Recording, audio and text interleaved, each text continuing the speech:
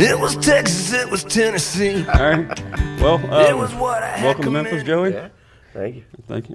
This is not your first trip here. No, I kind of it's gathered not. from a little bit of Facebook. Yeah, I think it's actually, this is only my second trip up. So my girlfriend's family has, well, she's originally from here and she still has family up here. So Gotcha. we did a show a little over a year ago, I think, was the first show out here at the High Tone. At the High Tone.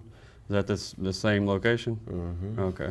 I think this is location number Yeah, I 3, didn't I get to go to believe. the I old one. believe for that. Yeah, man, we've seen all kinds of people in those rooms, from Lucero to Yeah. Hood. They showed us the upstairs and there was like the Lucero Road cases everywhere. I was like, oh, this is cool.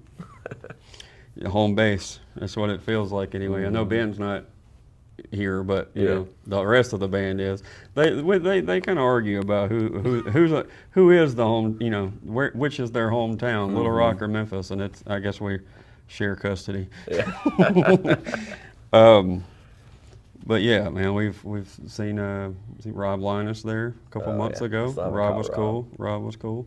But anyway, who are you playing with tonight? Kindred Valley. Right. Yeah, love those guys. Is this your first time opening for them, or? We did a show with them down in Florida, and then we actually talked about, we were looking at their thing. I was like, man, you're going to be in Memphis. We're going to send a couple people out. And we're talking about the High Tone and stuff. We're like, dude, you just want to come open? I was like, yeah. And we were already going to be in town today. So it just worked out. Like we had already planned on stopping in to say hey to everybody on our way back down. So. That's cool. Yeah. That's cool. And y'all doing some traveling. Yeah, this week, yeah. I saw you were with Tony Lowe last night, right? Yeah, we went and hung out. We were already in Waverly with that JD show. Okay. And then it was only like an hour and a half away, and we were off. And I was like, well, can't be this close and not go to his album release. Yeah. So. I really wanted to go. A couple of friends of mine are buddies with Clint Park, so they went. Yeah. They went, I was like, man, it's a 3-hour drive. They killed it. After to drive home, and then Tony's going to be in town soon. Really? So at Hernando's Hideaway. So I was like, I don't feel too bad. I'm going to see him in Memphis too. So yeah, you got to see the Tony thing. I'm happy for him. That looked like a packed room. Yeah, it was packed. I know they sold it out, but it was really packed. That's cool. That's cool to see. They brought it too. So. Well, they put in the work. That's for sure. And then you just mentioned JD Graham. Yeah. Another friend of the podcast. Tony and JD both have been on. Man, he seems like the coolest. Yeah, definitely. We had met, but we hadn't done a show. I hadn't even heard him play. Obviously, I listen to his music. He's one of my favorite songwriters right now. But when I was down at Mile Zero, I was helping out doing photos for Taylor Honeycutt and them. The room we had was right beside JD, and we already had the show booked, but I hadn't actually got to meet yet. And it was just happened to work out that he was, next door neighbor for the few days we were down there. So we got to hang out for a little bit and talk before the show, before we had to go play a show together a couple weeks later. So it's cool. It's funny how that works out sometimes. I didn't know about any of that before. Kind of just talking to people and being around the scene a little bit. That how close. Everything definitely. really is once they get kind of in the circle, And I wondered, we talked about North Springs before we come on, and seeing how everybody kind of knew everybody. Yeah. It was like it didn't take long to realize. I guess it's just because you're pounding the pavement and you got a mutual respect and Pretty much. And then it's like the people you meet there all of a sudden introducing you to others, and it just slowly grows, and before you know it, just the whole genre's all buddies, I guess. Well, probably therapy to meet other people that deal with the same things you deal with. Yeah, definitely. Probably. Especially as someone who's a lot newer to it, it's nice to have someone to be like, hey man, is this normal? Oh, well, speaking of newer to it, I usually kind of ask this question right off the bat, so especially when I'm solo interviewing folks. But tell me who the hell is Joey Collins? Some weird dude from, I guess, born in Pensacola, raised out there, and then moved to Alabama a few years ago. Always lived on the state line. I'm nobody. That's it. I just play guitar and sing and hope some people listen. And Well, once in a blue moon, get to do some cool stuff. So I think the playing guitar, writing songs, and hoping people listen. There's probably a lot of people that say the same thing. true. So, the Pensacola music scene. Kind of wanted to ask about some of that. Is there? I mean, I know independent original music is tough just about everywhere. Definitely. But I mean, I know the first name that pops into mind is Red Clay Strays. So, Yeah, of course. Love those guys. But what is it? What's the Not much on the original scene down there. There's a little bit, and it's growing a little bit. growing? We've got a place down there called the Handlebar that's tries to help everybody out. They're great. We just saw American Aquarium there Tuesday before we left. Mm-hmm. But I think my first opening slot was actually at the Handlebar. Okay. So with a band out of Jacksonville, Dean Winter and the Heat, they're awesome, incredible. And then there's a couple that more that are like for like smaller artists within like an hour or two, but Right. there's not much. It's mainly cover gigs down there. But that's the I mean, norm. It's a tourist area. I mean, it's Understood. a huge beach town. So Understood. I mean, but I guess just from the outside looking in, it seems to be growing as far as that Alabama scene and that the whole thing in Georgia, North Florida, that little circle seems to be it seems like cranking out some names that everybody's definitely. familiar I mean, with. The Strays, we used to go watch them play just regular bars, man, like just little small Understood. places. You used to go watch them play floor band. Taylor said that they played her wedding. And then I remember I played a show at I think it was Dosey's Dock in Fort Walton, opening for somebody, and we'd left with the band and went to go to a little bar up the road. Some dude started playing, wondering why, and I was like, "What the like?" It's a Red Clay Strays song. How do you know that? Right. Like I was like, "That's weird." And so I went and tipped him $20. I was like, "Man, we used to go watch him play all the time. Like that's cool that you playing their music." And then I got home and was like scrolling through TikTok and realized how big they'd gotten. Oh, yeah. I was like, "When did this happen?" Like Thomas Rhett singing one of their songs. It and stuff. happened. Well, I say it happened fast, but I Well, guess they put the work in. that's what I was going to say. Yeah, they put the work in it, but it was like seems it went fast, from like but- here to here, like really quick. Yeah. But then there was a lot of time, way below that line for a few years.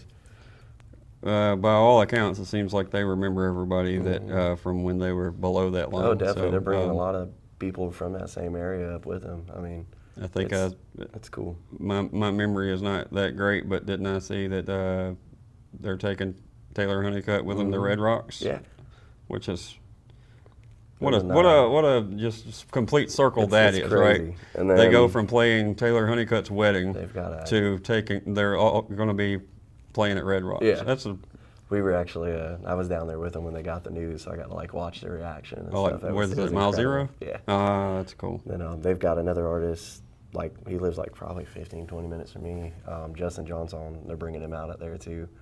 Then he's got Muscadine on it. Like I mean, all these Alabama bands that they've known forever, they're just doing what they can to help them. It's cool. You don't always see that. No, but it seems to from that scene, it seems to happen quite a bit. Yeah. Even I feel like most people in this whole genre, like I haven't really met anybody that just kind of views it as a competition. They all just want to help each other out, which, and other ones you don't, maybe isn't as popular, but. Yeah, we've talked about that with a lot of different people as far as it's a different scene for you guys, in that southeast corner, but even in the Texas scene, like they're like, I guess once you show you're putting in the work, you're putting in the miles, you're kind of in for the most part, long as you're not trying to bypass those guys and by taking a shortcut, putting in the work and everything. Whether the talent is over the top or you know what I mean, they seem to let you in the circle. Definitely. So it seems to be the same in that section too. From what I've seen, yeah. At least that's been my experience. But Well, I mean, how long have you been? Did you finally? When did you decide to let somebody hear your original songs to start with before you even put them out I couldn't in the tell public? you. I don't know. I'd been playing on the bar scene for probably 8 or 9 years now doing covers. I've been full-time for a little over 4, about 4.5. And then some stuff happened, a buddy of mine passed, and he was a big proponent of original music. And I was like, well, start writing more songs, you know? So I started writing them, and I got to looking, and I was like, I've got enough to start doing shows. I'm like, I should probably try it. And just kind of fell into it, I guess, through all of that. But I played a couple of them out, like at, like put a video up here and there, like, the cover gigs. I'd throw 1 or 2 in here and there, but I didn't really start pushing that stuff until probably about 1.5 years, little longer. There's a lot of people that come out of the gate pushing and doing original music, but there's also, I would bet the majority kind of go the route like I play covers. You did the cover thing. I still do the cover thing. But when man, I'm back home. I mean, but it's hard to force your originals to people that don't care. You could play a half-assed version of Whiskey Bent and Hellbound, and they love it. And you can play a great version of your song, and for the most part, it's a you never know what your reaction. Somebody might pick it up, but it's not a guarantee. For the most part, I only pull them out at a cover gig if somebody asks for them, or if just nobody's paying attention to anything. Just do it anyway. I'll just start practicing them to make sure I can, don't mess them up at the original sense. shows next week. 100%. If they're not paying attention, you might as well play for you. Exactly. I've kind of been there too. Well, I get into BMI Live and get a couple of extra pennies. I had a lady ask me. I'd just done a Hootie and the Blowfish song, and she said, she come up, she's an older lady, she said, "Darling, you got any original songs?" I said, "Yes, ma'am." She said, "Well, why don't you play some of them? Because Darius ain't going to play your songs for you." And I'm like, okay, you know what I mean? Yes, ma'am. And she got her little crew that she was with. They all got chairs and sat right there and listened to me play my. It made the whole show. That's cool. And then you'll play one, and they're like, "Wait, no, just keep doing that." Like other people start chiming in, and it's like, "Yeah, no, just play those." They don't realize. It doesn't happen often. No. It's magical, No, it doesn't happen very often. Which I don't have any of mine out or anything like that. But still, it makes you want to. Yeah. So as far as when did you actually put your music out there, Spotify and all that kind of stuff? I'd put 2 out that we just kind of did at a buddy's house and just as a tester, and then I pulled them back off. And then my first real release was,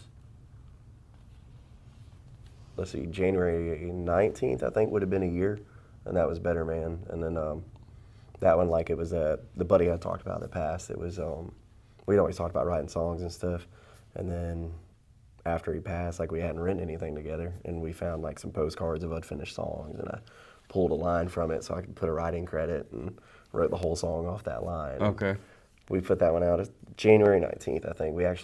I was in Texas when that song came out because an artist brought us out of there. It was the same, like what you were talking about earlier, He brought us out to play his birthday bash, Jeff Canada. Oh, okay. Yeah. I know. He's one of those. He's like, man, if you put the work in, he wants to help Jeff. you.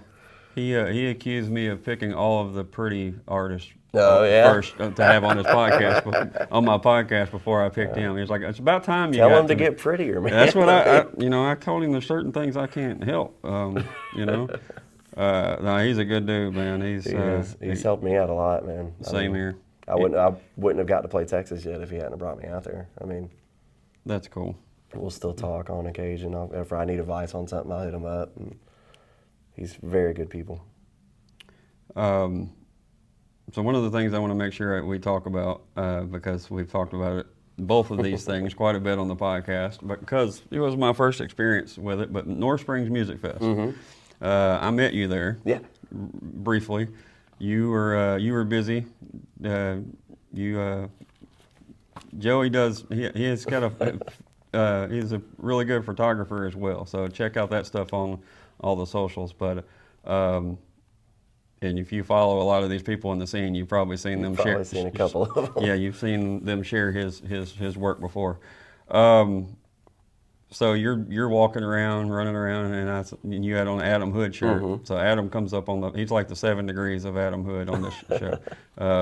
So I'm like, hey, nice shirt, right? And then, but either way, let's talk about North Springs just a little bit. Okay. All right, because you Was that your first time there? Yeah, definitely. That was your first time Yeah, too? we more or less just bought tickets to go hang out with Taylor and them because we hadn't seen them in a little bit. And then looked at the lineup and was like, oh, let's just go the whole weekend. And oh my gosh, man, it was incredible. That's a different feel. Yeah. I mean, I can't speak on this. I'm not extremely educated on festivals, you know, because I haven't been to very many of them. I'm the kind of, I go to gigs like what you're playing tonight. Yeah, you know yeah, what I mean? yeah. Like that's my favorite.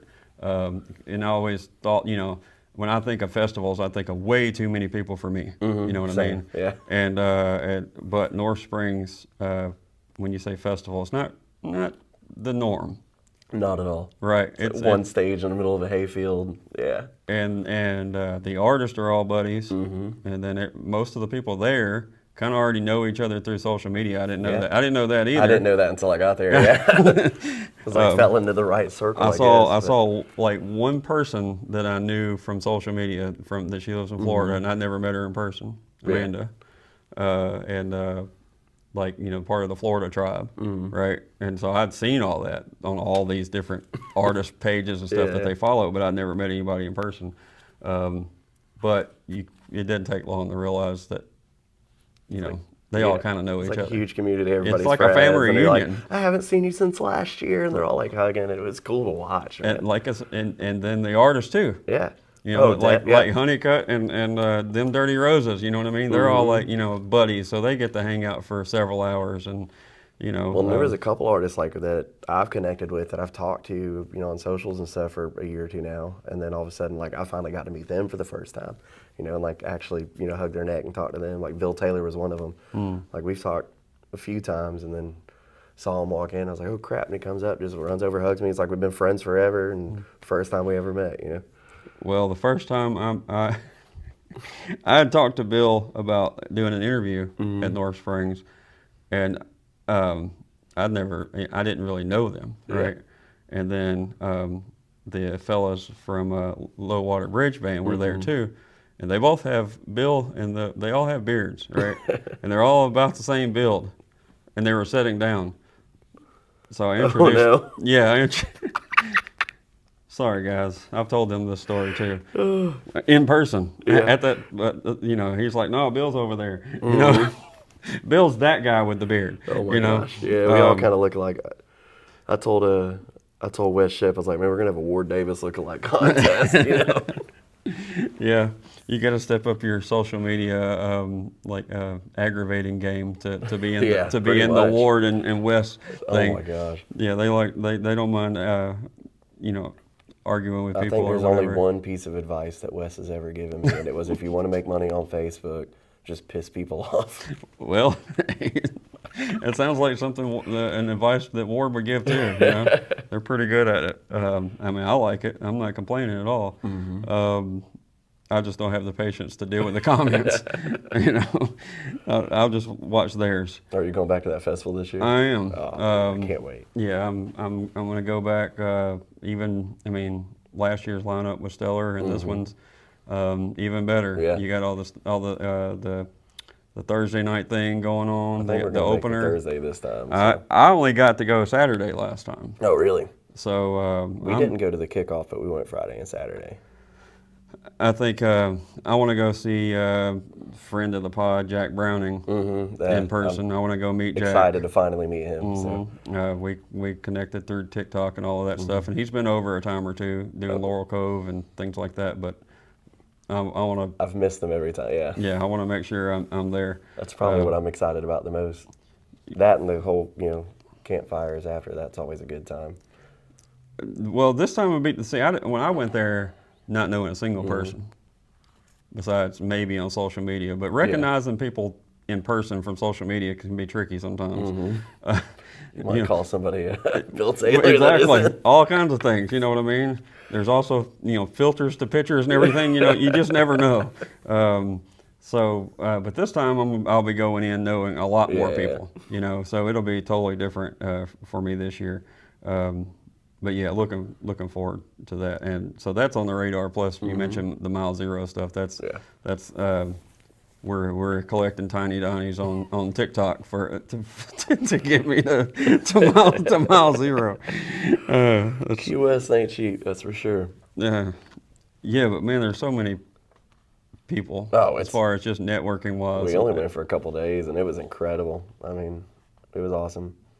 If you do make it down there, I'll fill you in on some cheap places to get food and stuff too. You know, sounds good. Sounds One less dinosaur. Yeah, that's funny how that started coming about. Anyways, so what else is what's coming up for you? Oh, goodness. More shows? I know I've got one in Tennessee coming up. I think it's in September though, but with Hollerhead. Okay. I don't know if you listen to them. I've got one with Chance Stanley. I've said it a bunch of times, but they're friends of the pod. Really? Yeah, they're I haven't seen them yet, extremely man. cool. They're going to be in Memphis at Hernando's too. Yep, so. No way. I might have to try to make a drive up for that. I'm excited. There was a guy at Chad at North Spring who's like, man, you got to check this band out. And I was like, okay. And so whenever I left North Spring, I had a whole list. He's the only one. He's one of the ones that I met there. Yeah, I met him before that with Taylor and them one night, and then reconnected at North Spring. I was like, man, you look familiar. He's like, I was thinking the same thing. Didn't know where it was from.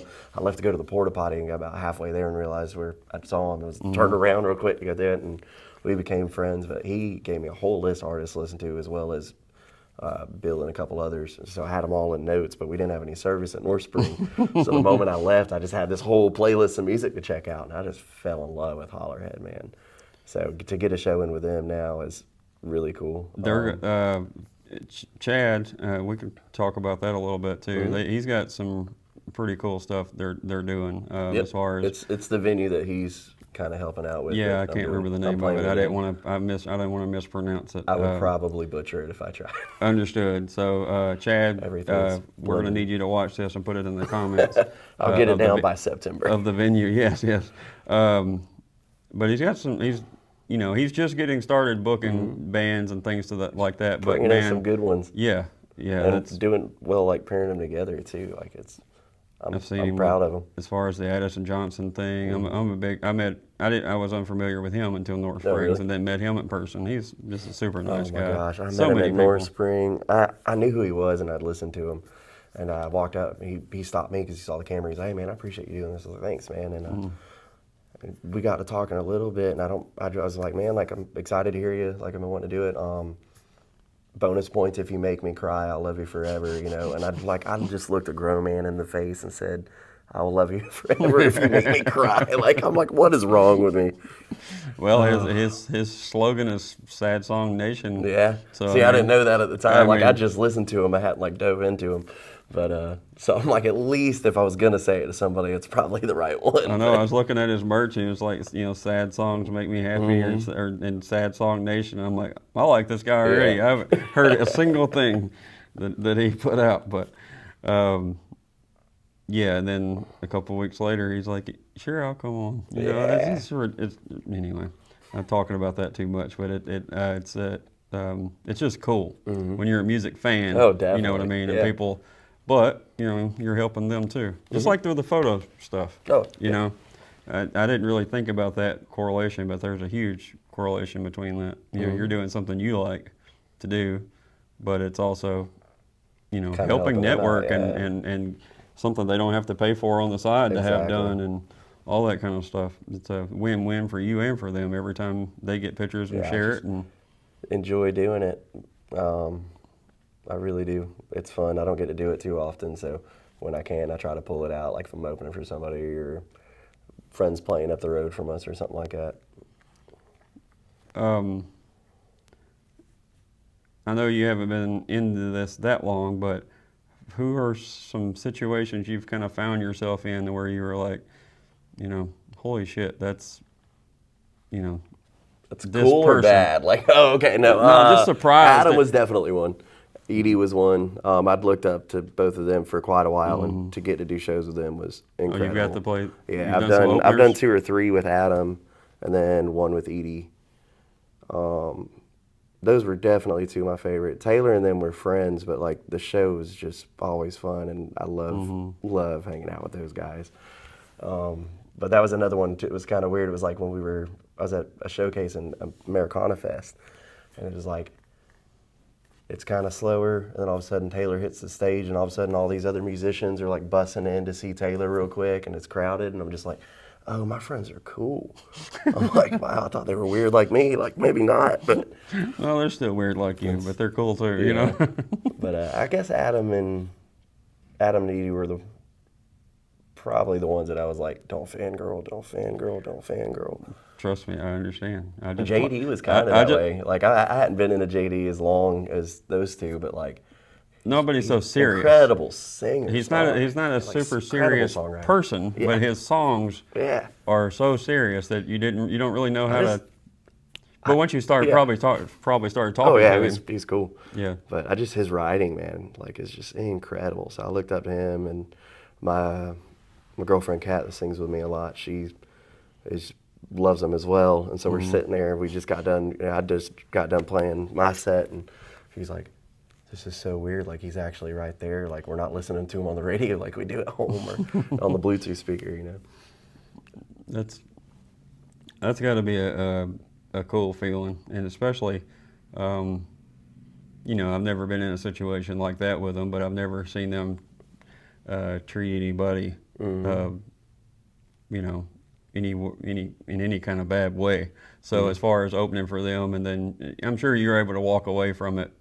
Oh, you know what I mean? It was cool. Instead of it being a bad experience or whatever, it was probably all highs. Walking away. You always from get them. nervous with that, man, because like you hear these horror stories that people tell you don't meet your heroes, because if you do, like But no, anybody I've met in this genre so far has been cool. I mean, some are a little more reserved than others and might go hide out, but I haven't had a bad experience with any of them yet. Yeah, that's probably one of those things that's hard to please. Well, you want to be yourself. Yeah. You know what I mean? And we're all not. I mean, I'm an introvert. I mean, I'm sitting here talking to you, but I definitely can. But I'm pretty introverted. So if I was in their position, I couldn't always have a smile on my face and always be a people person, because I'd be faking it. You know, so. But also, those guys, like I said, they're able to be themselves, and it's still. No, I've never heard anybody say a bad word about any of them, which is crazy. They're not old, Adam. You're not old. You're not old. Just experienced. and when I say I've looked up a long time, it's just. You started young. You started young. Oh man, there's one more artist. I don't listen to him as much as I used to, but like back in high school, I used to listen to a lot of Corey Smith. So when I first started playing guitar, all my friends loved his music. So we'd sit around bonfires, we'd just play his music. And I finally got a show in with him too, so it was like a kind of a full circle thing. Yeah, he's definitely one of those.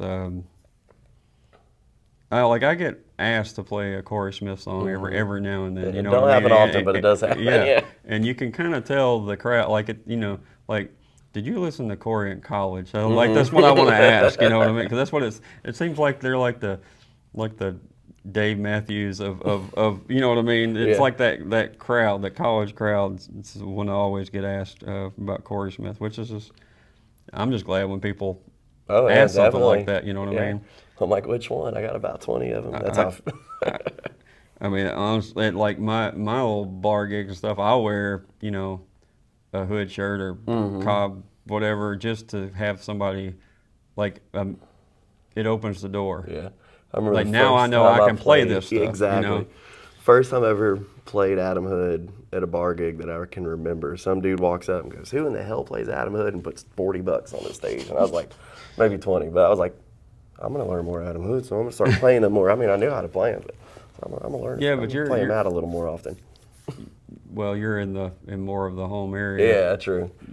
But a little further south, but. Yeah, but it's I say that, and they probably still get more spins in Texas than they do in their home states, which is kind of crazy. I feel like it's always that way though. So what about the Texas thing? You said you went there with Jeff Canada. We had talked we had talked on social media plenty of times, and then he had posted his birthday bash, and my girlfriend has family out in Houston area as well. So we were talking about going out there because I hadn't met that side of the family yet. Commented on it, was like, well, I'm like, Kat, you want to go? Just tagged her and was like, you want to go? We've been talking about it. And then he hit me up and was like, hey man, I'll just throw you on the bill if you're coming out here anyway. I'm like, yeah, I'm playing Texas for the first time. And then he brought us out the following year to Do-Si-Do out there, which is my favorite venue I've ever played so far. It's cool, man. He just does what he can for anyone. Like, he is one of the ones that, as far as when I first met him, that would share all of the, not just his episode of the podcast or whatever, but like just anything. You know what I mean? Just hit repost on TikTok just because, and it just hopes that other people that they're going to do that back for him. Yeah. So I've always respected the fact of how he does that for artists, but also just blokes like me. Doing my stuff too. Which he does. He's got a podcast also, so he understands. His podcast a little different than mine. A little different mine. He doesn't mind ruffling feathers. And, not at all. I don't has. I don't want to argue. I don't care enough to argue most of the time. You don't agree with me? That's cool. Yeah. I don't give a shit. Not gonna try to change your mind. Not at all. Not me yelling or commenting is not going to change your mind at all.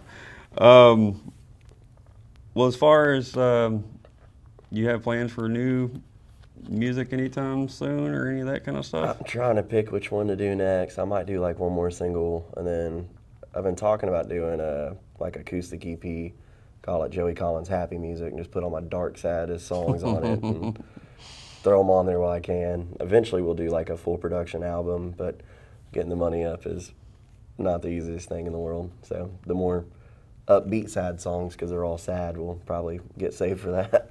Understood. The ones rocked out a little more. All my music's sad. It's just like there's different degrees, different levels of sadness. Okay. There's one love song. Yeah, I think there's one. Well, what about as far as have you gotten advice from anybody on that kind of thing as far as releasing your music, or anybody that you have that you can bounce stuff off of, or have you just kind of been? I've just been kind of throwing it out there and seeing. I've hit up Jeff for advice a couple times, and then I think Adam said, if you need anything, advice like on a song, like how to tweak it or anything like that, or on releases and stuff, hit him up. I just hadn't done it yet because I always feel weird doing that stuff. But understood. I've thought about the same thing. Yeah. Because I'm thinking, like, if I send him a song, he's going to write back, start over. Should I do anything different? Yeah. Yes, everything. He wouldn't say that, but still. No, I guess what I'm meaning as far as that scene allows you to release acoustic albums like that, or whatever you want to call it. It doesn't. I know you want to have full produced things out there. I like to do a mix of both. But there's also there's proof that you can just you can put it out there. You put your best what you can do out there, and let it have its own little life. Trayton Farley did that. Tim Gooden, he did that. We talked about that for a while. Yeah, he was another one of those. He was the second one I ever opened for was Tim Gooden, and he told me, he's like, man, like I told him I was thinking about putting out just acoustic, just recording at home and see how it does. He goes, that's what I did, and I was like, okay. He's like, dude, it doesn't matter. Like people just want raw, real stuff, So there's there's a group of people that would say otherwise, but then there's also a huge group of people that listen to it. So that whatever, what I mean. I think also the transparency that everybody would know that you can afford all this stuff. You know what I mean? Somebody that so expensive. And if I guess my point is nobody wants to talk about being broke. You know what I mean? But unless it's in a song. But I think the crowd would understand it more if you know what I mean. If the transparency, being authentic, I think people, they relate to it. Just like when people do a crowdfunding thing for an album and things like that, they help because they want to. Talked about doing it. I've put it off. I'm like, I don't want to go that route, but I think I might actually do it. Understood. I don't know. It's just putting It yourself feels out weird, there like man. that. Yeah, like it just feels weird. I don't like asking for anything, you know. I mean, Understood. yeah. Well, you know, we just need higher paying gigs. Yeah, higher That's what we paying need. gigs. Higher paying gigs, Well, I so mean- that they. I did a crowdfunding thing. Like I paid into somebody's one time when I was a teenager, and I remember getting a CD in the mail and being like, "I got help with this." Like it was really cool. So I mean, I'm coming around to it, but You understand it from a fan's point of view. yeah, because but- I did it when I was like 15, 16, something like that. I don't remember, but and I remember getting it in and getting excited. It was like, man, it's really cool that I got to help. And so somebody, I kind of remembered that when I was having a conversation with somebody about the crowdfunding thing, and I was like, honestly, that felt really good. Like, I kind of get it. So I'm slowly coming around to the idea. I might do it eventually.